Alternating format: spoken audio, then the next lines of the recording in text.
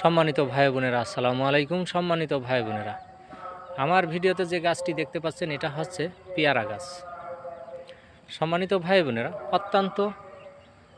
পেয়ারা অত্যন্ত পুষ্টিগুণে ভরপুর। আমরা খেয়ে থাকি, সবাই পছন্দ, বড় সবাই খেয়ে থাকেন। কিন্তু এই পেয়ারার পাতায়ও আমাদের জন্য অত্যন্ত উপকারী এই পেয়ারার পাতা। আমরা অনেকে হয়তো বা জানি যে এই পেয়ারার পাতা অত্যন্ত আমাদের মানবদেহের জন্য অত্যন্ত উপকারী। এক কথায় বলতে পারেন ভেষজ গুণ সম্পূর্ণ এই পেয়ারা পাতা। তো সম্মানিত ভাই বোনেরা, আজ আমি এমন একটি রোগের কথা বলবো, জানলে অবাক হবেন।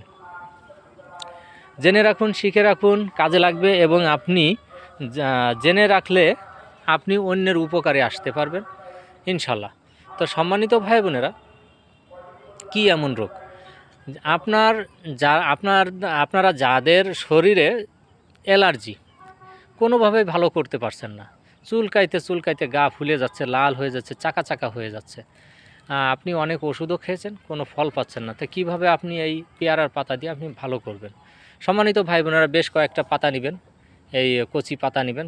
কচি পাতা যদি আপনি চাবিয়ে 2-3টা পাতা চাবিয়ে আপনি খেতে পারেন, প্রতিদিন সকালে খালি পেটে খেয়ে আপনি 1 গ্লাস পানি খাবেন, ইনশাআল্লাহ আপনার অ্যালার্জি পালাইতে বাধ্য হবে।